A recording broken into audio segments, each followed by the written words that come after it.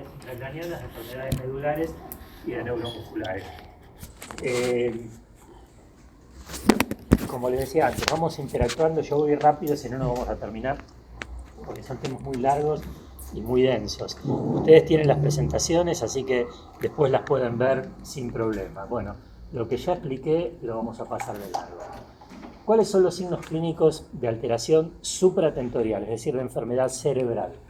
Bueno, ceguera y deficiencia de la respuesta de amenaza, contralateral del sitio de lesión, con normalidad de los reflejos pupilares y del reflejo palpebral, pupilas mióticas, deficiencia de las reacciones posturales, siempre contralaterales al sitio de la lesión, deficiencias de la sensibilidad de la cara del otro lado de la lesión, alteraciones del sensorio, anormalidades de comportamiento, convulsiones o crisis cerebrales de otro tipo, marcha en círculos, y esto es hacia el lado de la lesión, después vamos a ver por qué, torsión de la cabeza hacia el lado de la lesión y apoyo de la cabeza contra distintas superficies.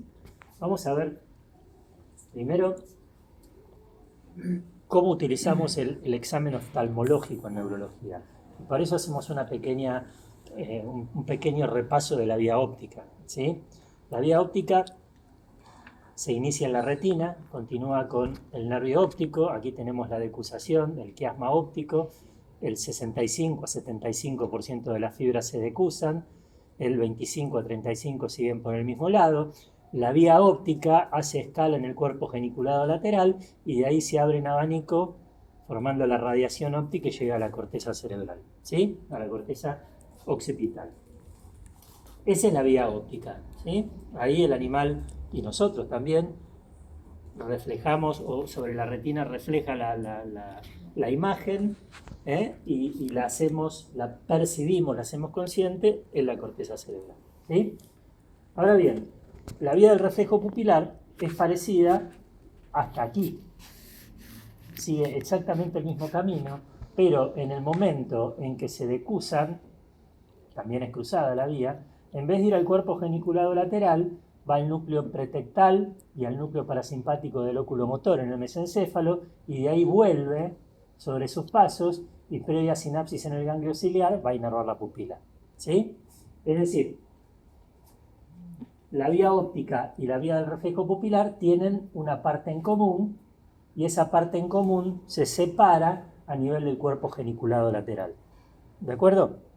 Entonces, nosotros podemos decir, a grosso modo, ¿sí?, que cuando está alterada la visión, cuando un animal es ciego, una primera aproximación al diagnóstico neuroanatómico es la presencia o la ausencia de los reflejos pupilares, ¿sí?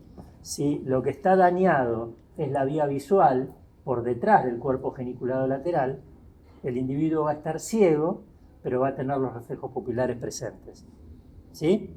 Si la lesión está por delante del cuerpo geniculado, en la vía común va a tener una ceguera con una midriasis fija. ¿De acuerdo? Entonces, esa es la aproximación inicial frente a un paciente ciego. Si tiene reflejos fotopupilares, el problema es cerebral, ¿sí? Si no tiene reflejos pupilares y tiene midriasis fija, el problema está por delante del cuerpo geniculado lateral. ¿De acuerdo? ¿Sí? Bien. Bueno, ¿cómo evaluamos la visión? Por la respuesta de amenaza, y la respuesta de amenaza es bastante más complicada de lo que parece. No es un reflejo, es una respuesta aprendida. Por eso los cachorros de 3 meses más o menos, hasta los 3 meses no la desarrollan, porque tienen que aprender que cuando uno le arrima la mano al ojo lo está amenazando, y eso es un riesgo. Por eso muchos animalitos que son muy confiados, gatos particularmente, en la camilla ustedes le hacen respuesta de amenaza y el animal no parpadea, y le tienen que tocar la córnea para que después de tocarle la córnea empiece a parpadear, porque ustedes le contaron que es una amenaza, que lo están amenazando, ¿sí? Entonces, cuando uno hace la respuesta de amenaza, ¿sí?, arrima la mano contra el ojo que estamos estimulando, preferentemente con el otro ojo tapado, y lo que obtenemos es un parpadeo. Ahora bien, la respuesta de amenaza es bastante más complicada de lo que parece, porque involucra no solamente a la vía visual, sino también a la corteza motora. En la corteza motora es donde el animal se da cuenta que lo estamos amenazando. Por eso lesiones en la corteza motora pueden llegar a anular la respuesta de amenaza con visión conservada.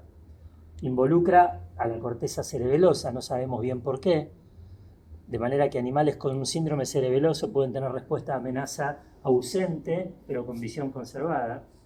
Involucra obviamente al núcleo facial, porque el párpado tiene que funcionar para cerrar el ojo, de manera que cuando no hay respuesta de amenaza tenemos que asegurarnos que no haya una parálisis facial, ¿sí? Y además, si nosotros le echamos aire a la córnea, estamos estimulando el trigémino, o sea, la sensibilidad somática de la córnea. Y el animal puede parpadear porque sienta aire en su córnea.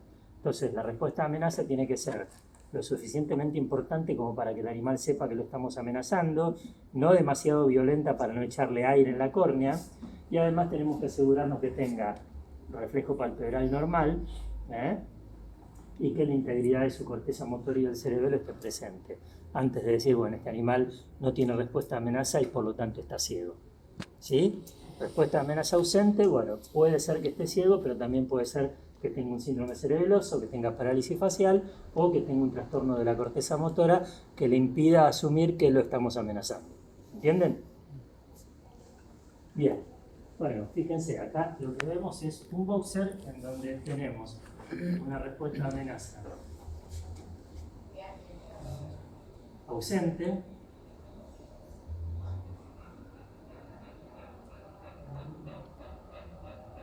con reflejo palpebral normal en el ojo derecho, y aquí tenemos una respuesta normal en el ojo izquierdo. Entonces ese animal tiene ausencia de respuesta de amenaza del lado derecho, ¿sí? Tenía una lesión cerebral del lado izquierdo. ¿De acuerdo? Bien. Fundoscopía. La fundoscopía siempre la complementamos al examen oftálmico neurológico porque nos dan datos muy importantes. Por ejemplo, corioretinitis, pasadas o presentes.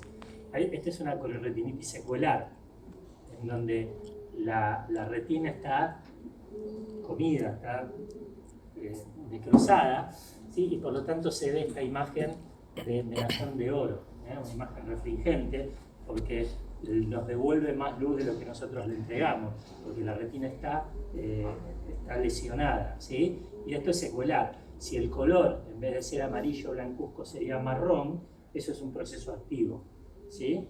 Entonces, cuando nosotros vemos una corioretinitis secuelar, decimos, bueno, este animal tuvo una enfermedad infecciosa, moquillo, toxoplasmosis, por ejemplo, y si tiene una corioretinitis activa, bueno, sabemos que el problema es infeccioso, ¿sí? Con respecto al reflejo fotopupilar, la vía es la misma, ¿sí? Vamos a analizar un poco más en detalle la vía visual, ¿sí? Habíamos visto que la mayoría de las fibras se cruzan y una pequeña parte sigue del mismo lado. Ahora, ¿todas las fibras vienen del mismo lado de la retina? No. Por convención, nosotros decimos que las fibras que se cruzan vienen del lado medial de la retina, del campo visual medial. Y las fibras que no se decrusan vienen del campo visual lateral. ¿Sí? Entonces, supongamos que nosotros tenemos una lesión cerebral en la radiación óptica. ¿Qué vamos a tener en este animal? ¿Cómo les parece que debe estar la visión de este ojo? Casi intacto. Normal. ¿Y de este ojo? Ausente. Bueno, sí, en principio estamos de acuerdo. Analicemos un poquitito más. ¿Qué es lo que está lesionado? O mejor dicho, ¿qué porcentaje de fibras está comprometida por una lesión cerebral? Sigan la vía. Las que se decusan, que son el 75%, e involucran el campo visual lateral. ¿Sí? Ahora, las que involucran el campo visual medial, que son las que no se decusan, ¿van a estar comprometidas? Mejor dicho. Sí, así. El campo visual medial de este perro, que sigue este curso, ¿va a estar comprometido? No. Entonces, lo que va a tener perdida es la visión del 75% del ojo, del campo visual lateral, pero el campo visual medial no va a estar comprometido. en el ojo contralateral. Clínicamente aparenta ciego, pero hay una parte que conserva la visión. Y del ojo del mismo lado que aparentemente ve bien. La mayoría de las fibras están intactas, pero ¿qué pasa con el 25% de las fibras que no se decusan, que ocupan el campo visual medial? Van a estar comprometidas. ¿Sí? O sea, de este ojo va a perder el 25% de la visión y de este ojo va a perder el 75%. Clínicamente, este ojo parece ciego y este ojo parece intacto, pero en realidad lo que tiene se llama hemianopia homónima, y esto significa que los campos visuales mediales están comprometidos, que como aportan el 25% de las fibras, ¿sí?, en un ojo parecen intactos y en el otro no. ¿De acuerdo? Bien, y los reflejos fotopupilares van a estar intactos, porque la vía del reflejo pupilar está absolutamente intacta, ¿sí? Imagínense ustedes, el dueño viene y les dice, el animal me parece que está ciego de un ojo. Ustedes lo revisan y le dicen, en realidad su perro tiene una hemianopia homónima. Le cobran el doble la consulta. ¿Eh? Y el dueño paga contento, porque le va a ir a contar al vecino, ¿sabés lo que me dijo el veterinario? Que mi perro tiene una hemianopia homónima. Bueno. ¿Cuáles son las patologías que pueden dar esto? Cualquiera. Tengan en cuenta que el diagnóstico neuroanatómico, ¿sí?, no nos da etiología, nos da localización. Y una ceguera cerebral puede estar causada por un tumor, por un golpe, por una infección, por un accidente cerebrovascular. Lo único que va a cambiar es cómo se inicia y cómo cursa en el tiempo. Pero la lesión va a ser la misma. Acuérdense esto porque es muy importante. El sistema nervioso no se enferma por enfermedades, se enferma por regiones. Entonces, cualquier enfermedad en la misma región va a dar los mismos signos clínicos. Lo que varía es cómo se inician y cómo cursan el tiempo. ¿De acuerdo? Bien, con el reflejo fotopupilar pasa exactamente lo mismo. El campo visual medial aporta las fibras que no se decusan, el campo visual lateral forma las fibras que se decusan, por lo tanto es la cantidad más importante, ¿sí? Pero el reflejo fotopupilar también es cruzado. Por eso siempre tenemos un reflejo fotopupilar directo y uno cruzado o consensuado. Cuando iluminamos un ojo, el otro también se contrae. Unos milisegundos más tarde, pero también se contrae porque el reflejo es cruzado. ¿De acuerdo? ¿Qué pasa si nosotros ponemos una lesión ahí, en el tracto óptico, en el nervio óptico? ¿Sí? ¿Qué es lo que va a pasar con este ojo? ¿Va a tener reflejo fotopupilar? No, porque la vía aferente, la sensitiva, está comprometida. ¿Sí? ¿Qué va a pasar con el reflejo consensuado, con el cruzado? Si yo ilumino este ojo,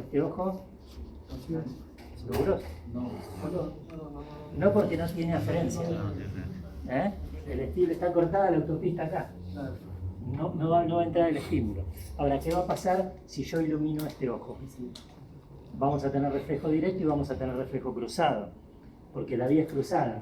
Y como la aferencia de este lado no está comprometida y la deferencia de este lado tampoco, vamos a tener una ceguera con reflejo fotopupilar directo y cruzado ausentes en el ojo del lado comprometido y reflejo fotopupilar normal, directo y cruzado del otro ojo. ¿Sí? ¿Me entienden? Eso también tiene nombre y apellido. Eso se llama signo de Marcos-Gang. Signo de Marcos-Gang. ¿Sí? Así. Y también es localizador, porque lo que indica es una lesión prequiasmática, antes del quiasma óptico. ¿Sí? Y ya las patologías son más acotadas. Neoplasias inflamatorias vasculares, ¿sí? Unilaterales. Bueno, ahí tenemos una foto, esto no es un video. Midriasis fija con ceguera, el otro ojo normal. Y ahí vamos a ver.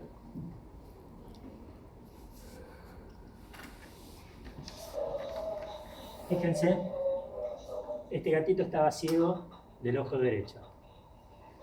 Fíjense, midriasis fija, reflejo fotopupilar directo ausente y cruzado también. ¿Qué pasa cuando ilumino ese ojo? presente el directo y este ojo también se contrae. ¿Lo ven? Bueno, eso es el signo de Marcos-Gahn. También, no es tan impresionante como en mianopia homónima, pero pueden cobrar por lo menos un 25% más. Lo importante es que tiene valor localizado. ¿Sí? Esa es la importancia de hacer siempre una revisación neurológica completa. ¿Sí? Paso por paso, no olvidarse nada. Siempre cuando mira los ojos, respuesta a amenaza, linternita, reflejo en un ojo, reflejo en el otro, ¿sí? Porque los hallazgos que tienen son muy importantes cuando hay alguna anomalía, ¿sí? Bien, ¿qué pasa con la sensibilidad de la cara? Bueno, la sensibilidad de la cara está dada por el trigémino. Decía el doctor previamente que el trigémino se llama así porque tiene 3 nervios en realidad. Hoy no son ramas, son 3 nervios. Maxilar, oftálmico y mandibular. El mandibular es el único que lleva fibras motoras, los otros 2 son mixtos, ¿sí? Dan inervación sensitiva exclusivamente. El maxilar da inervación de todo lo que viene de la cara y del ojo, especialmente del canto medial, y el oftálmico, del canto lateral, y el oftálmico del canto medial y de la parte más medial de la nariz, ¿sí? Entonces, lo que hace el trigémino es entrar a través del ganglio trigeminal, ¿sí?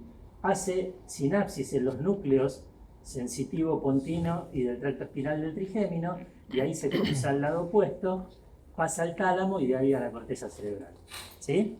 Entonces, fíjense que las fibras sensitivas, después de hacer sinapsis en los núcleos correspondientes, se cruzan al lado opuesto, ¿sí? Bien, este conocimiento de la anatomía es muy importante porque los ayuda a distinguir entre una sensibilidad de origen central y una sensibilidad de origen periférico. Yo, cuando le toco el ojo a un perro y no tiene sensibilidad, lo que tengo que determinar es si esa sensibilidad se origina por una lesión en la corteza cerebral del lado opuesto o si es una neuropatía periférica que me está provocando una alteración de la sensibilidad, ¿sí? Bueno, ¿cómo lo hacemos? La respuesta está en la anatomía.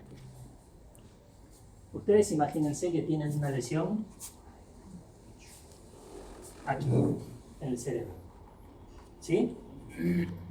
¿El nervio tiene alguna dificultad para entrar al tronco encefálico? ¿Tiene alguna dificultad para hacer sinapsis en los núcleos correspondientes? ¿Tiene alguna dificultad para subir hasta el cerebro? No.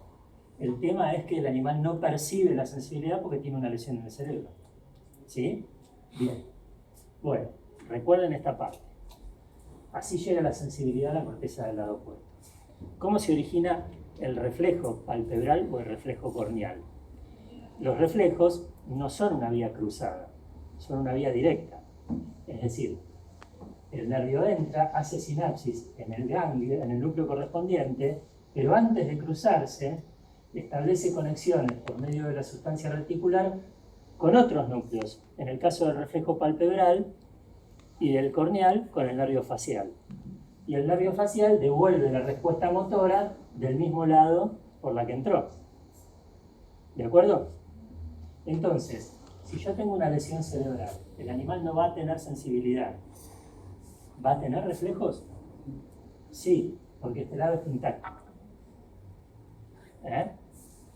¿Qué pasa si yo tengo una lesión en los nervios periféricos? No voy a tener sensibilidad, ¿y qué va a pasar con los reflejos? No los voy a tener. Entonces, la clave para determinar si una pérdida de sensibilidad facial es central o periférica es la presencia o la ausencia de reflejos. Si hay reflejos, el problema es cerebral del lado opuesto.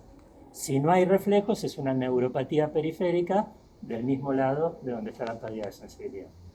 ¿De acuerdo? Bueno, otro signo de trigémino que a veces comparte con el facial es esto. El animal encarcela el belfo en el colmillo y como no siente nada, no lo saca. Entonces quedan esas úlceras por lastimadura de del colmillo sobre la mejilla. Cuando tiene parálisis facial también puede pasar esto. Lo que pasa es que el animal siente el dolor. Lo que no puede hacer es sacar el belfo del colmillo, porque no tiene motricidad. ¿De acuerdo? Bien, aquí tenemos un perro con una ausencia de sensibilidad de la cara del lado opuesto a la lesión.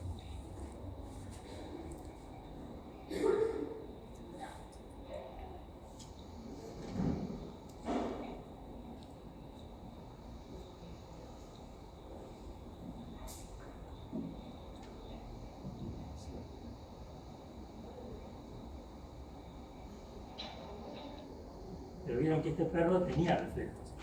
En cambio fíjense, ¿sí? No tiene sensibilidad. Vean la diferencia cuando se lo va del otro ojo, ¿no? Ven que tampoco tiene reflejo ahí. Y de este lado definitivamente tiene sensibilidad. Meter la pinza en el hollar de un animal, no hay perro, por más estoico que sea, que no responda de alguna manera. Cuando hacemos el reflejo maxilopalpebral, muy importante que nosotros observemos que además de estar el reflejo, que el animal parpadee, que haya una respuesta conductual. Sacar la cara, morder, querer irse, porque eso es lo que revela que el animal está sintiendo dolor. ¿Sí? Bueno, vean la diferencia de este Rottweiler con el hollar del lado derecho y el hollar del lado izquierdo. Ahí le meto la pinza y no hace absolutamente nada. Cuando le arrimo la pinza al ojo, ahí parpadea por respuesta de amenaza, pero ven que no tiene reflejo. Bueno, este perro tenía una neuropatía, a diferencia del otro que tenía un trastorno de la sensibilidad de origen cerebral. Bien, otros signos cerebrales son deficiencias de las reacciones posturales. Este es un gatito que tiene una alteración de la acomodación táctil, estaba ciego, por eso ni siquiera hizo falta taparle los ojos. Pero ven que no tiene acomodación táctil. La acomodación táctil puede estar ausente por un problema cervical también, pero esto va en el contexto de todo el cuadro clínico. El animal tiene una ceguera con reflejos fotopupilares presentes y además tiene ausencia de acomodación táctil. Bueno, decimos que el problema es cerebral. Este otro animalito tenía un traumatismo craneoencefálico. Fíjense que tiene ausencia de acomodación táctil de un solo lado. La respuesta de acomodación táctil nos permite evaluar ambos lados de la corteza cerebral.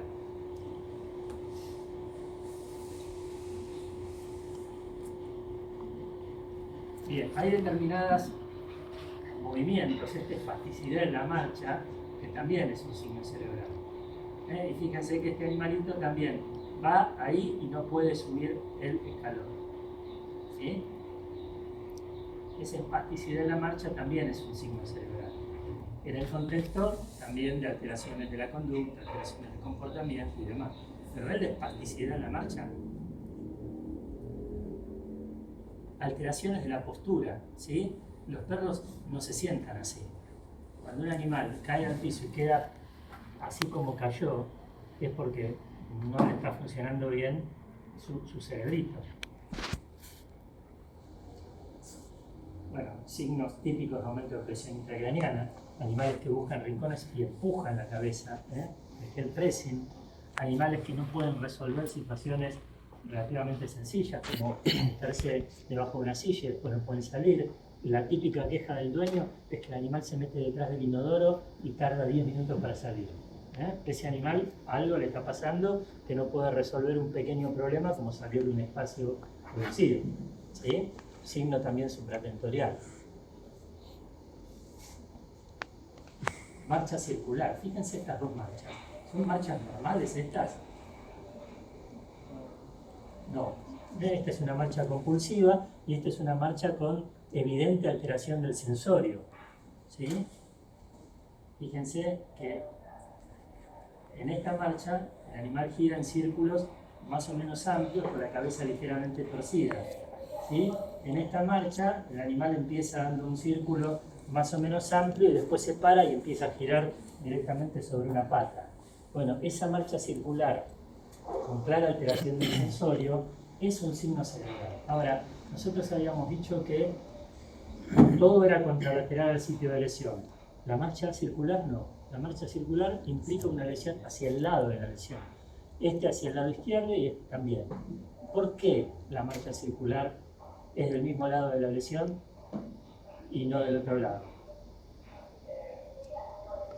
¿Qué les parece? Siempre la respuesta está en la anatomía, siempre. Habíamos dicho que lo que se cruza, ¿qué son? Las vías sensitivas y las motoras. ¿Sí? Entonces, un animal que tiene una alteración sensitiva va a expresar la lesión del otro lado de la lesión. Si tiene una alteración motora, también la va a expresar del otro lado de la lesión. La pregunta del millón es la siguiente.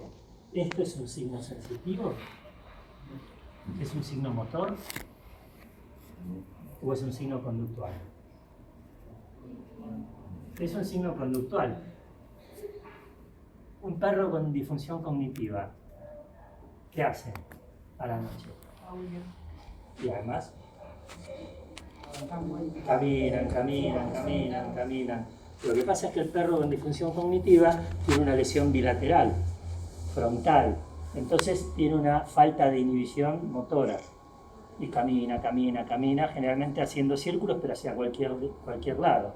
Cuando hay una lesión frontal, hay una falta de inhibición motora lateralizada. Entonces el animal gira, pero hacia el lado de la lesión.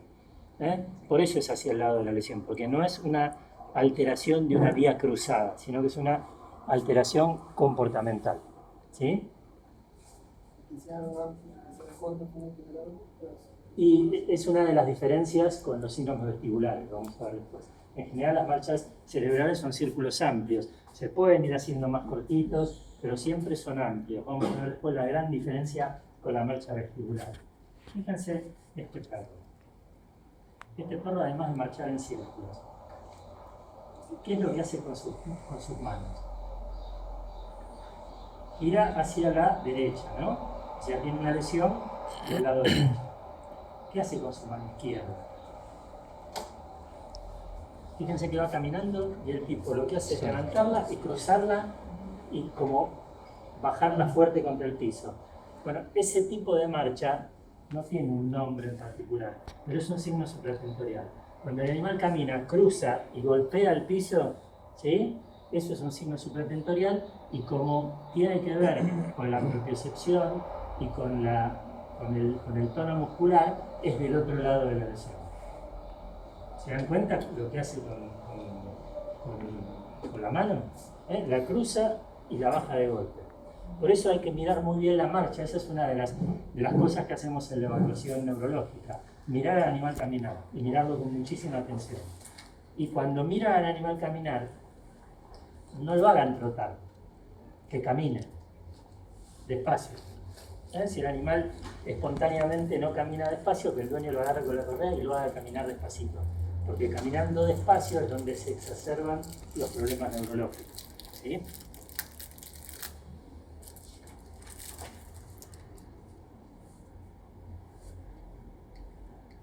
Bien, acá el animal nos está mirando la cola. Esto es un pleurotótono.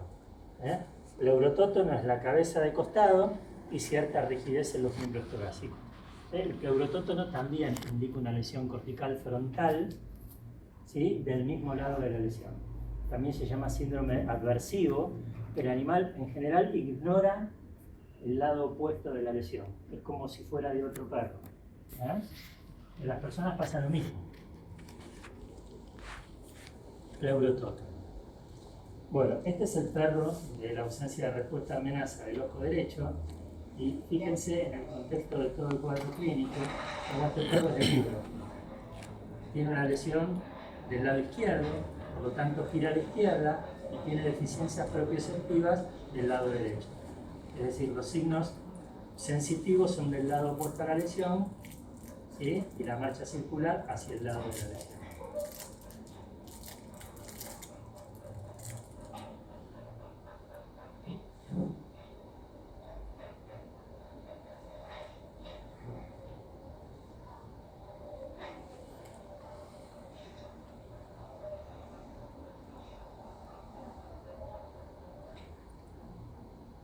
Bueno, convulsiones.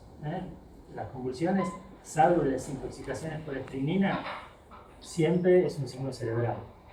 ¿Sí? Puede ser una crisis reactiva, por hipoglucemia, por una intoxicación, puede ser una crisis epiléptica, pero siempre está implicando un compromiso cerebral.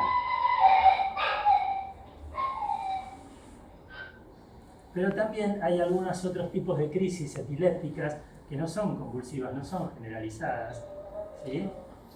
Que también implican un compromiso cerebral. Estas son crisis epilépticas focales.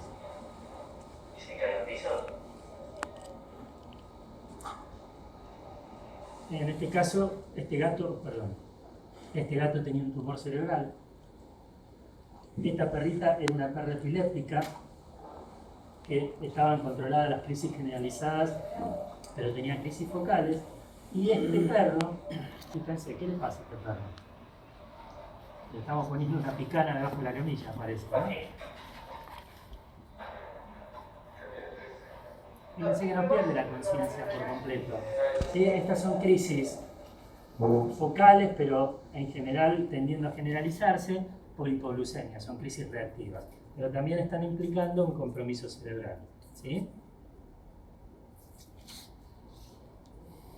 Y para diferenciar, ¿esto qué son? Estas no son crisis, son mioclonías.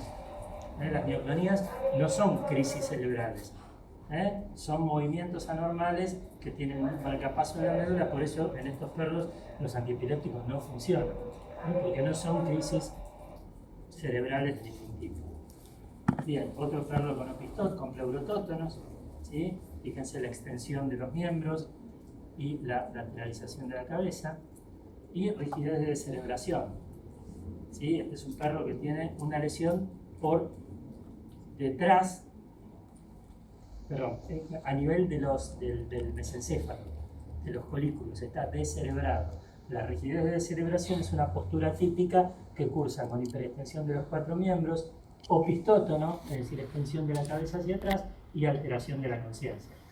¿Sí? Rigidez de descerebración. Son posturas que nos indican una localización.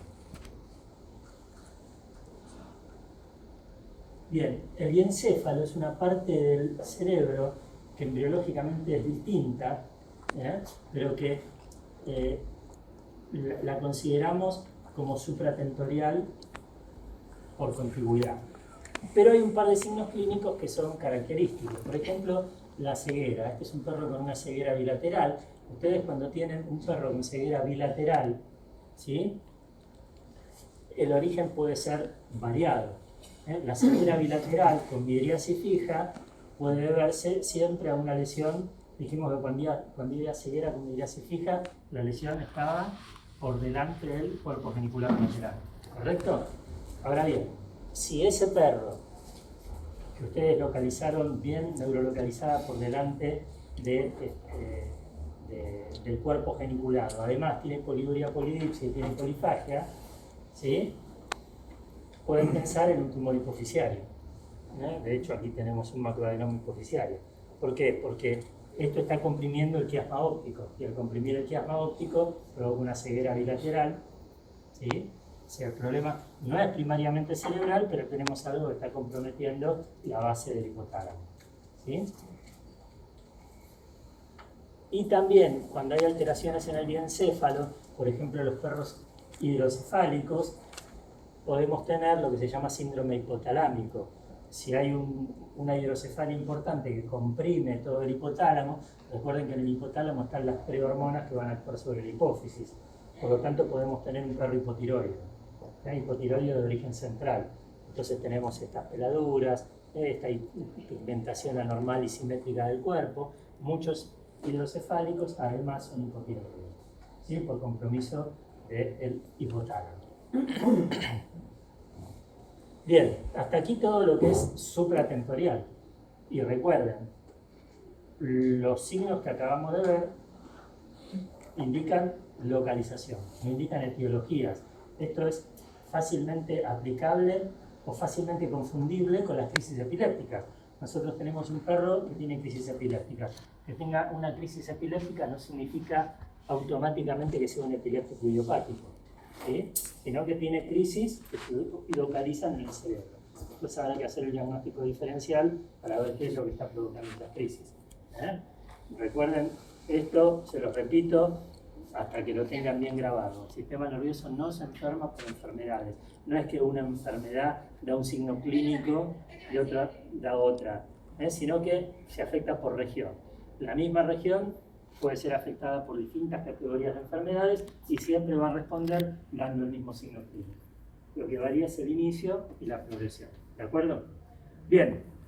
¿Cuáles son los signos clínicos de alteración infratentorial? Es decir, troncoencefálico y nervios craneanos. Bueno, deficiencias de los nervios craneanos del tercero al 12º. Recuerden que el primero y el segundo son extensiones del cerebro. Paresias del mismo lado de la lesión, alteraciones del sensorio por alteración del sistema activador reticular ascendente, anormalidades cardiorrespiratorias porque están comprometidos los centros respiratorios y eventualmente narcolepsia cataplexia, que es una alteración del sueño. Bien, ahí tenemos un perro que tiene un conjunto de alteraciones de sus nervios craneanos. ¿Sí? Fíjense, atrofia de los músculos masticatorios, ¿sí? Parálisis facial, tosis palpebral, el belfo caído, el ollar dilatado y además un estrabismo convergente. ¿Sí? Probablemente este perro tenga algo en su tronco encefálico que está afectando varios nervios craneanos en forma simultánea. ¿Sí? Otro parecido, tiene atrofia de los músculos masticatorios, no se ve porque tiene pelo largo. Fíjense en el ojo que también tiene estrabismo convergente, también tiene parálisis facial y observen la lengua. ¿Qué notan en la lengua? Este es el rafe medio. Está atrofiada del lado izquierdo, donde tiene todo el resto de los signos clínicos. También una alteración troncal bien lateralizada del lado izquierdo. Y, por si nos queda alguna duda, restos de comida del mismo lado donde la lengua está atrofiada. ¿Sí? Bueno, aquí tenemos una parálisis facial. Ollar dilatado, belfo caído, oreja caída, tosis palpebral. Tenemos el mismo signo que teníamos en la alteración de la sensibilidad, el belfo encarcelado. Acá, en este caso, no porque no sienta dolor, sino porque no puede retirarlo. Hasta aquí podría ser una parálisis idiopática, como tantas vemos. Pero además este perro tiene deficiencias propioceptivas del mismo lado donde tiene la parálisis facial. Entonces ya sabemos que es una alteración troncal, porque no solamente está alterado el facial, sino también las vías de la propiocepción. ¿Dónde neurolocalizamos? Tronco encefálico. Bueno, yo no sé si alguna vez vieron un video o un perrito con estos signos.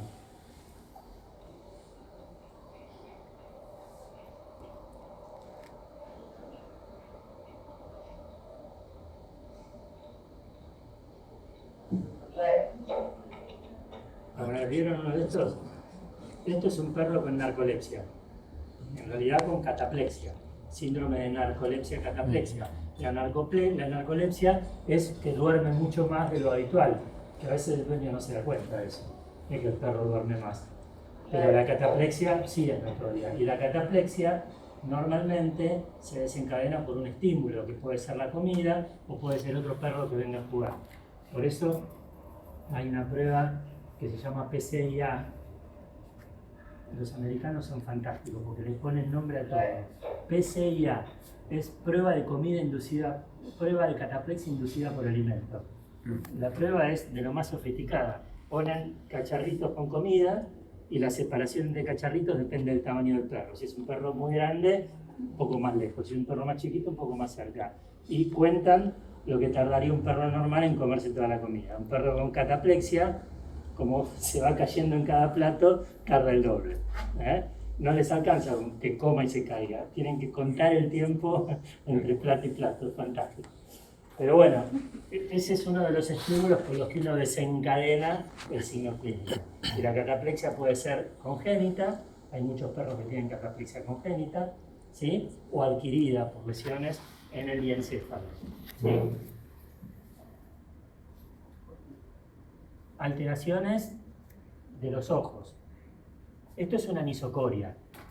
Todavía no hay Horner acá. porque no hay ptosis palpebral, no hay prolapso de la membrana niquitante, es una anisocoria, y esto es un síndrome de la pupila dilatada, o disautonomía felina. Ojo seco, protrusión del tercer párpado, ¿sí? Gato con anisocoria, gato que le hacen serología de Vilef, ¿sí? Porque el virus de leucemia felina tiene una particular afinidad por los nervios ciliares de los gatos, ¿sí? Bueno, son todas cosas que podemos ver claramente en un examen neurológico. El gato, a diferencia del perro, tiene la inervación de la pupila diferente. En el gato tenemos dos nervios ciliares, un nervio ciliar lateral y un nervio ciliar medial. En el perro tenemos entre 10 y 12 nervios ciliares. Entonces, en el gato, como tiene dos, cada nervio se encarga del 50% de la pupila. Por lo tanto, si hay una lesión unilateral,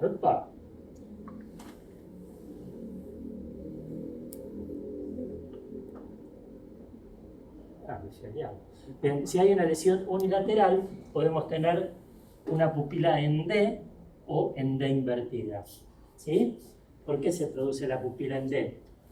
Bueno, porque la inervación es mitad y mitad, pero además las fibras ciliares de los gatos solamente tienen fibras parasimpáticas. En el perro llevan fibras simpáticas y parasimpáticas. En el gato solamente hay fibras parasimpáticas. Entonces, el lado de la pupila que está lesionado es el que está dilatado, una parálisis del parasimpático. Si nosotros a este gato lo ponemos en un ambiente oscuro, la parte miótica se dilata y se completa la pupila. ¿Entienden? Y dependiendo de qué lado esté la lesión, podemos tener una D o una D invertida. ¿Sí? Y las causas son, en general, infecciosas o neoplásicas, como la mayoría de los problemas neurológicos de los gatos. Bien, distintos tipos de estrabismo. En el gato, el estrabismo oblicuo del nervio troclear se ve a simple vista porque tiene la pupila vertical. Para ver esto en el perro deberíamos hacer un fondo de ojo y ver la rotación de los vasos retinianos. En cambio en el gato lo podemos ver a simple vista. ¿Ven? La rotación oblicua. ¿Sí? Bien, parálisis facial. La parálisis facial en el perro tiene también una aproximación de localización neuroanatómica. Ustedes lo que tienen que tener en cuenta es que el nervio facial, cuando sale del tronco encefálico, antes de ir a inervar los músculos faciales, de la expresión facial, hace un recorrido por adentro del cráneo. O sea, es extracerebral, pero intracraniano. ¿Sí? Hace un recorrido por el canal facial. Dentro del canal facial va a emitir fibras para la glándula lagrimal. Y además para las glándulas salivales, ¿sí? Que son las fibras parasimpáticas. Cuando sale del cráneo por el foramen estilomastoideo, se mete en el interior de la parótida y ahí se distribuye por todos los músculos faciales. Entonces, si nosotros tenemos una parálisis facial, que es bien fácil de distinguir, porque la parálisis facial tiene la oreja caída, ptosis palpebral, el belfo caído y el ollar dilatado. ¿Sí? Pero si la parálisis facial cursa con ojo seco, nosotros decimos, bueno, la lesión está adentro del cráneo, no adentro del cerebro, adentro del cráneo. Porque adentro del cráneo es donde emite las fibras que van al ojo, la glándula lagrimal. ¿Sí? Si no hay ojo seco, es porque la lesión está por fuera del cráneo. ¿Sí? Y desde que yo me topé con este perro, cuando veo un perro con parálisis facial, con secreción lagrimal normal, siempre pido una ecografía parotidial. ¿Ven? Porque este perro tenía un tumor parotidio. Como el facial hace un recorrido adentro de la glándula parótida antes de ir a distribuirse por todos los nervios faciales, cualquier alteración inflamatoria, infecciosa o neoplásica de la glándula parótida puede comprimir al nervio. La mayoría de las parálisis faciales son idiopáticas, pero alguna vez se pueden topar con alguna alteración en la parótida. ¿Sí? Bien. Este es un perro que tenía síndrome vestibular, y parálisis facial. Y este video lo tengo simplemente para mostrar lo siguiente. Que este perro tenía nistagmo, pero fíjense que nistagmo raro. ¿Saben por qué es tan raro este nistagmo? Porque el perro tenía nistagmo lateral, pero cuando yo lo filmaba, el perro miraba la cámara y el nistagmo se atenuaba. Porque una de las formas de disminuir el nistagmo es fijar la vista en un objeto. Este perro, sin darse cuenta, aplicaba esta regla. Estaba pendiente de la cámara y el nistagmo se atenuaba. ¿Es un nistagmo mixto? No, porque el perro estaba centrando la vista en la cámara, por eso es tan raro. Cuando no lo estaba filmando era un nistagmo lateral perfecto. Bien, otra alteración de los nervios craneanos es la parálisis laringea. ¿Sí? Para ver una parálisis laringea ustedes hacen la laringoscopía. Observen este pliegue vocal, el pliegue vocal del lado derecho tenso y el otro flácido. ¿Sí? Esta es una parálisis del nervio laringeo caudal izquierdo. Las parálisis laringeas pueden ser degenerativas, pueden ser idiopáticas, pueden ser iatrogénicas, es decir, tienen un montón de orígenes. ¿Sí? La mayoría de las parálisis laringeas idiopáticas son del lado izquierdo. Antes decíamos, bueno, son más frecuentes del lado izquierdo porque el nervio laringeo recurrente izquierdo es más largo. En realidad los dos son larguísimos. Son esas cosas inexplicables de la naturaleza. Porque el nervio vago hace todo un recorrido desde el lado de la laringe hasta el tórax, y en el tórax se acuerda que se olvidó de inervar la laringe. Entonces emite los laringeos recurrentes que vuelven sobre esos pasos y van a la laringe. ¿Sí? Y los dos son larguísimos. Entonces, decir que el izquierdo es más largo y por eso se le cierra más, bueno, hoy sabemos que tiene menos fibras, por eso es más sensible al daño, porque cuantitativamente tiene menos fibras que el laringeo recurrente derecho. Bien, acá hay una cuestión de terminología. Cuando nosotros tenemos alteraciones de los nervios periféricos, ¿sí? Podemos tener una mononeuropatía cuando se afecta un solo nervio, por ejemplo, parálisis facial, o un síndrome vestibular, que se afecta exclusivamente el vestíbulo coclear. Podemos tener polineuropatías cuando se afectan más de dos nervios de distintas partes del cuerpo, por ejemplo, un animal sin reflejo patelar y sin reflejo extensor carporradial, ¿sí? Pero además podemos tener pacientes con mononeuropatías múltiples. ¿Qué es una mononeuropatía múltiple? Es medio contradictorio el término, ¿no? Un solo nervio, pero múltiple. Bueno, decimos mononeuropatía múltiple cuando hay muchos nervios afectados, pero que están todos juntos en un solo paquete. ¿Sí? El ejemplo clásico de mononeuropatía múltiple es la avulsión de plexo. Todos los nervios juntos, hay una avulsión, todos los nervios lesionados. Bueno, una de las mononeuropatías múltiples que pueden llegar a confundirnos a veces y que se da particularmente en los gatos es el síndrome del seno cavernoso de la fisura orbitaria. En la base del cráneo está el seno cavernoso, que es uno de los senos venosos de la dura madre, y entre las paredes de ese seno van un montón de nervios. ¿Cuáles son esos nervios? Tercero, cuarto y sexto, que son nervios extrínsecos del lobo ocular, que dan la motilidad del lobo ocular, ¿sí? Y el tercero además tiene fibras parasimpáticas. También va la rama oftálmica y maxilar del trigémino, o sea que da la sensibilidad del ojo y de la cara, y va la inervación simpática del ojo, ¿sí? Junto con el nervio mandibular, con el nervio oftálmico, perdón.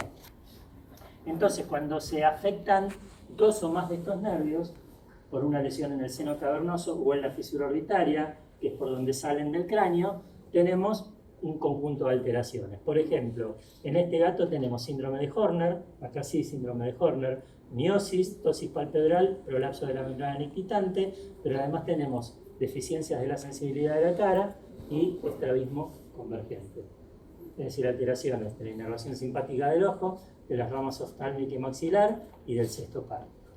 ¿Sí? En este gato tenemos alteraciones de la sensibilidad de la cara. Fíjense cómo se automutiló.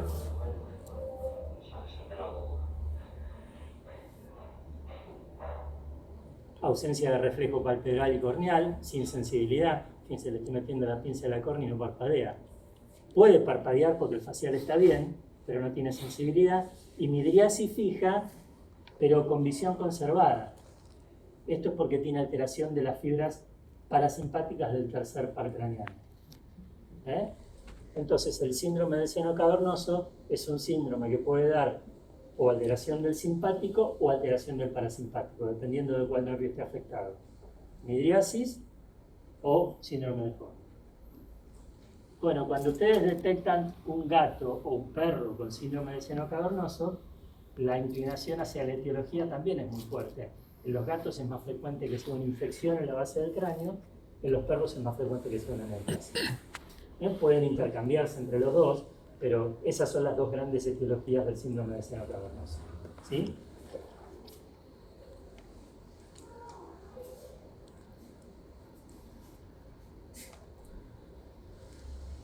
Síndrome vestibular, vestibulopatía, alteración del octavo par. Signos bien característicos: rotación cefálica, no torsión cefálica. ¿Se acuerdan que el neurotótono era torsión cefálica? La torsión cefálica es cuando la cabeza gira, pero sobre el plano sagital. La rotación es cuando gira en el plano sagital y además la oreja está inclinada hacia el piso del lado afectado. La rotación cefálica es un signo vestibular. La torsión cefálica puede ser vestibular o puede ser cerebral. La rotación es vestibular, ¿sí? Y la ataxia vestibular. La ataxia vestibular es bien característica. Fíjense que estos dos gatos, que son mariposas pero son distintos, tienen rotación cefálica hacia la derecha y una marcha inestable hacia la derecha. Ahora, estos dos gatos, ¿tienen pérdida de fuerza? ¿Ustedes le ven pérdida de fuerza? No, no es paresia. La paresia es debilidad por pérdida de fuerza. La ataxia es una falta de coordinación en los movimientos, como si estuvieran borrachos. Bueno, y esto es una ataxia asimétrica vestibular, que cursa además con la torsión cefálica. Y fíjense la marcha circular de este perro y acuérdense de la marcha circular cerebral. ¿Es parecida? Este perro tiene la cabeza y el cuerpo hecho una banana. Entonces gira justamente por estas alteraciones posturales. En un síndrome vestibular, ustedes lo que tienen es la cabeza torcida, ¿sí? Tienen hipotonía del lado donde está la cabeza torcida e hipertonía del otro lado. Entonces, cabeza torcida, el cuerpo torcido, hipotonía del lado afectado, hipertonía del otro lado, tiende a girar en círculos chiquititos hacia el lado afectado. Los círculos del síndrome vestibular son bien chiquitos sobre sí mismos, a diferencia del síndrome cerebral, que son más amplios. ¿Sí?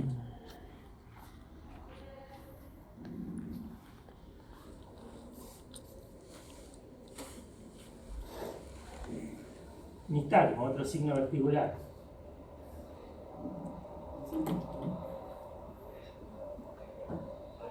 El nistagmo espontáneo es anormal, es patológico, definitivamente patológico. ¿Sí? Normalmente, cuando uno hace las respuestas vestibulo-oculares, hay un pequeño movimiento de nistagmo fisiológico, que es el reflejo vestibulo-ocular. Si yo giro mi cabeza hacia la izquierda, primero el ojo se me va lentamente hacia el otro lado y cuando llega al extremo de la órbita va rápidamente hacia el lado donde estoy girando. ¿Sí? Eso es normal. Eso es normal. Cuando está afectado el sistema vestibular, el sistema vestibular funciona de esta manera. ¿Se acuerdan de los laberintos membranosos? Bueno, los laberintos membranosos tienen las tres posiciones del espacio y son tres de cada lado. Cuando la cabeza está derecha, no es que los laberintos membranosos no están funcionando. El laberinto membranoso siempre está generando impulsos al cerebro, siempre. Cuando la cabeza está derecha, ¿sí? Los impulsos son exactamente iguales. Y el cerebro sabe que la cabeza está derecha. Cuando a mí no me funciona mi laberinto izquierdo, el derecho sigue funcionando, ¿sí? Entonces el cerebro se piensa que hay un predominio del lado derecho sobre el izquierdo y cree que es porque yo estoy torciendo la cabeza hacia el lado derecho. Entonces pone en juego todos los reflejos vestíbulo-espinales para devolver la cabeza a su lugar. Y como yo no tengo actividad de este lado y este sigue funcionando, el cerebro me devuelve la posición hacia el lado de la lesión permanentemente y la cabeza queda torcida hacia el mismo lado. ¿Entienden? Lo mismo pasa con el nistagmo. Como el cerebro se cree que yo estoy torciendo la cabeza hacia la derecha, ¿sí? Los ojos permanentemente hacen ese movimiento, pero con fase lenta y fase rápida distinta al fisiológico. En el fisiológico hay una fase lenta hacia el lado opuesto y una fase rápida hacia el lado del giro, ¿sí? En el nistagmo patológico, lo que define la dirección del nistagmo es la fase rápida. Entonces, bueno, yo en el nistagmo, cuando es patológico, tengo que describirlo. ¿Cómo lo describo? Primero con la dirección de la fase rápida. En este perro, en el gris, ¿hacia dónde va la fase rápida? ¿Hacia la derecha o hacia la izquierda? Hacia la izquierda. Hacia la derecha del perro, hacia la izquierda de ustedes, hacia la derecha del perro. ¿No? ¿Sí? Yo estoy del mismo lado que el perro, la fase rápida va hacia allá. Es un nistagmo a la derecha. ¿Sí? Es vertical, es horizontal, es rotatorio, horizontal. ¿Sí? Entonces, cuando ustedes definen un nistagmo, tienen que decir hacia qué lado va la fase rápida, si es horizontal, vertical o rotatorio, es decir, hacia dónde gira, y si es conjugado o desconjugado, es decir, si es igual en los dos ojos. En este lado tiene la misma dirección, es conjugado. Y en este igual. La diferencia es que tienen componentes rotatorios. Pero acuérdense de definir el nistagmo en términos de su dirección, en términos de la fase rápida y en términos de si es igual en cada ojo. Otro signo vestibular es el estrabismo posicional. Es la falta de respuesta vestibulo-ocular. Cuando yo muevo la cabeza hacia arriba y hacia abajo, en vez de el ojo acompañar el movimiento de cabeza, queda fijo abajo y se ve muy bien lo blanco del ojo. Eso es un estrabismo posicional, ¿sí? Por ausencia de las respuestas vestibulo-oculares normales. Bueno, aquí está lo que les explicaba del nistagmo, ¿no? Cuando es fisiológico y cuando es patológico. Bien, ¿cómo evaluamos el nistagmo? Con la prueba de, además de verlo, ustedes recuerden que en un síndrome vestibular lo primero que desaparece es el nistagmo. Entonces, ¿cómo lo ponemos de evidencia? Junto con la rotación cefálica, colgándolo al animal de la ingle y idealmente tapándole un ojo, que es la prueba de Ronda. Cuando le tapamos los ojos, se exacerban los signos vestibulares. Porque cuando el animal no tiene habilitado su sistema vestibular, que es el GPS del perro, compensa con la vista. Si le quitamos la vista, incrementa los signos vestibulares. Bien, lo que decía hoy a la mañana. Cuando hay un síndrome vestibular más un síndrome de Cornat, siempre es periférico. Esto tiene valor localizador. Siempre es periférico. Bien, ¿cuáles son los signos de vestibular central? Bueno, los signos de vestibular central son los mismos que para el vestibular periférico, con la diferencia que el nistagmo suele ser posicional, es decir, cambia la dirección con los cambios de posición del cuerpo, y es desconjugado o vertical. Cuando tenemos un nistagmo posicional, desconjugado o vertical, siempre el problema es central. Y además cuando hay deficiencias propioceptivas. Por lo demás, los signos son exactamente iguales, ¿sí? Entonces, fíjense, nosotros acá tenemos un perro con rotación cefálica, parálisis del facial, que suele acompañar al síndrome vestibular, pero además este perro tiene deficiencias propioceptivas. O sea, si fuera por esto solo, podríamos decir, bueno, podría ser periférico, pero como tiene deficiencias propioceptivas, sabemos que es central, ¿sí? Este es un gatito con un síndrome vestibular central. Y fíjense qué interesante. Las rodadas pueden darse en el periférico también, ¿sí? Pero les quería mostrar este video por lo siguiente. Habíamos dicho que el GPS espacial es el sistema vestibular. O sea, es lo que nos permite saber que está arriba, que está abajo, que está a los costados. Cuando no funciona el GPS espacial, el animal compensa con el resto de sus sentidos, principalmente con la vista. Como hay nistagmo, es muy difícil compensar con la vista. Entonces lo que queda para compensar es el tacto. Fíjense qué es lo que pasa cuando este gatito queda panza arriba. ¿Qué pasa cuando queda panza arriba?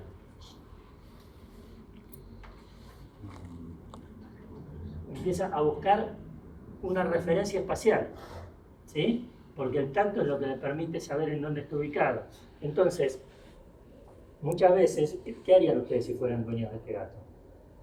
Además, yo al veterinario, ¿no? ¿Qué harían? Claro, eso sería lo correcto, pero un dueño que no entiende lo que le está pasando al gato, ¿qué es lo que trata de hacer acá? Levantarlo. Y cuando lo levanta, el gato empieza a patalear. Y eso se confunde con una convulsión. Cuidado, porque a mí me han derivado muchísimos pacientes con síndromes vestibulares como si tuvieran convulsiones. Y es por esto. Entonces, lo que decía él es lo correcto. Si alguna vez un dueño le pregunta, bueno, ¿y cómo manejo a mi animal? De la manera que pueda tocar alguna superficie con sus manos y sus patas, para que no patalee. Porque además si lo cuelgan, el gato empieza a patalear y puede lastimarse él y puede lastimar al dueño. Y al veterinario, que es lo más importante, que no lastime. Porque dueños hay muchos, veterinarios no tanto. ¿Qué tipo de nistagmo es este? Vertical. Síndrome vestibular central. Cuando hay nistagmo vertical, síndrome vestibular central seguro. Y, sí, también, pero si ven el vertical, es central. ¿Y este qué tipo de nistagmo es?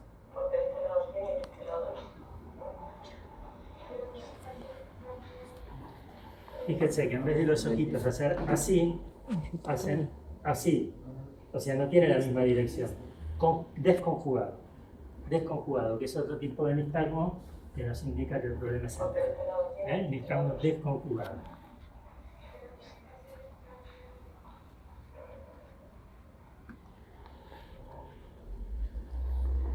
Bien, los signos clínicos infratentoriales que indican alteración del cerebelo. El cerebelo es el órgano del equilibrio. Es el órgano del equilibrio, es el que compara los movimientos que se están haciendo con los que se planificaron para poder ajustarlos. Es decir, es el que da la sintonía fina, el que da el tono muscular adecuado y el que controla el equilibrio. Entonces, los signos clínicos de alteración cerebelosa son ataxias, dismetrías, generalmente hipermetría, aumento de la base de sustentación, tremor de intención, es decir, cuando el animal va a hacer una actividad voluntaria, empieza con temblores, signos vestibulares, recuerden que el cerebelo está íntimamente conectado con el sistema vestibular, deficiencia o ausencia de la respuesta de amenaza, confusión del facial y visión normal, rigidez de descerebelación, anormalidades pupilares, frecuencia de emisión incrementada, no sabemos por qué, pero el cerebelo está implicado en signos autonómicos y síndrome vestibular paradojal. ¿Sí? Bueno, acá tenemos un perro que nos muestra casi todos los signos clínicos que acabamos de describir. Fíjense, la ataxia cerebelosa, hipermetría, aumento de la base de sustentación. El animal se mata a golpes no porque no tenga fuerza, sino porque está sumamente incoordinado. Y esa ataxia es simétrica, es una ataxia del tronco, ¿sí?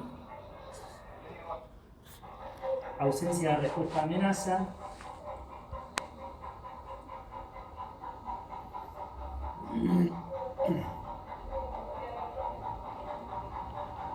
con reflejos palpebrales normales y visión conservada. Típicamente, cuando hay una alteración pura cerebelosa, no está afectada la propiocepción. Y observen los tremores de intención. Cuando el animal quiere ir a buscar el palito, la cabeza le tiembla un poquito más. ¿Sí? Entonces, típico la queja del dueño que el perro come como gallinita. ¿Sí? Porque no puede encontrar la sintonía fina de agarrar el granito con la precisión adecuada. Aquí tenemos otros perros con hipermetría y aumento de la base de sustentación.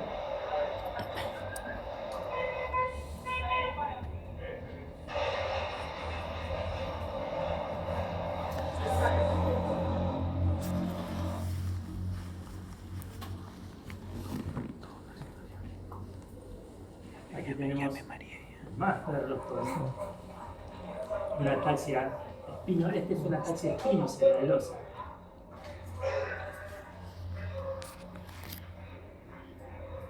Pero se ve claramente la dismetría.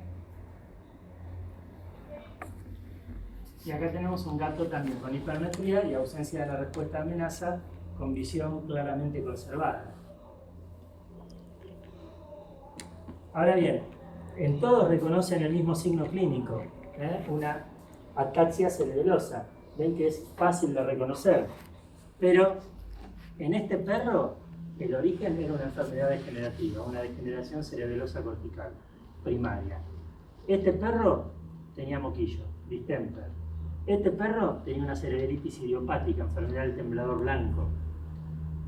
Este perro tenía una ataxia espinocerebelosa degenerativa. El bretón es una de las razas que tienen patologías cerebrales degenerativas de edad avanzada, pero que no es puramente cerebelosa, sino que es espinocerebelosa.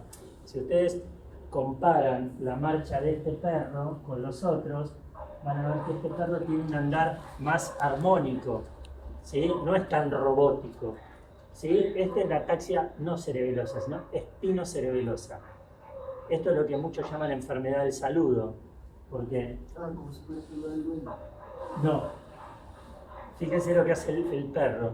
No es un saludo a lo Elon Musk, pero es un saludo tipo venia. ¿Sí? Por eso lo llaman enfermedad del saludo, porque parece que estuviera haciendo la venia.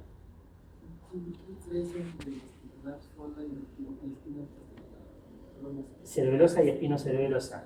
En la cerebelosa el problema está en la corteza cerebelosa. En la espinocerebelosa está en las vías y en los núcleos del tronco cefal de la médula espinal que transportan información al cerebelo. No hay tanta pérdida de cerebelo, sino de los núcleos espinales. ¿No se afecta la propulsión? Tampoco, porque están exclusivamente afectados los núcleos cerebelosos. Los núcleos, de la médula espinal espinocerebelosos. Y este es un gatito con una hipoplasia cerebelosa. Entonces, fíjense, el mismo signo clínico con distintas enfermedades. Por eso, recuerden que cuando ustedes neurolocalizan, están en la primera etapa del diagnóstico. Le faltan 2 para llegar al etiológico, el diferencial y finalmente el etiológico. Bueno, los tremores pueden ser cerebrales, pero este tipo de tremores son bien cerebelosos. Tremores de alta frecuencia y baja intensidad, finitos y muy frecuentes.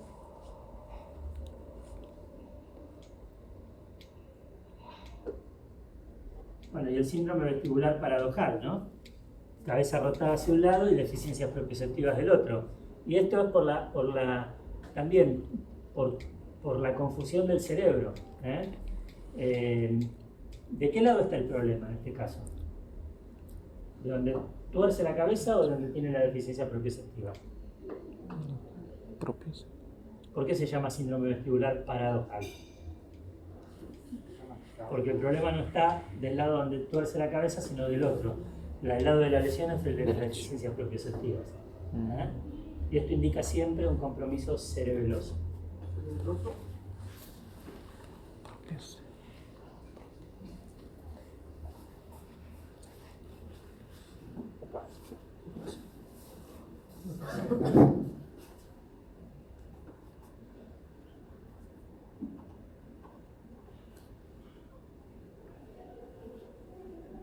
Bueno, y la rigidez de cerebración, que es una postura muy característica, ¿sí? ¿Se acuerdan la rigidez de descerebración? Donde el animal tenía opistótonos extensión de los 4 miembros y alteración de la conciencia. Bueno, acá tenemos opistótonos, hiperextensión de los miembros torácicos, pero típicamente los miembros pelvianos flexionados sobre el abdomen. Eso es una rigidez de descerebelación. Y el animal no siempre tiene alteraciones de la conciencia, porque el cerebro está preservado. O sea, postura que indica localización. ¿Sí? Bien, bueno. Seguimos, hacemos un break. Vamos a un 5 minutos para un café.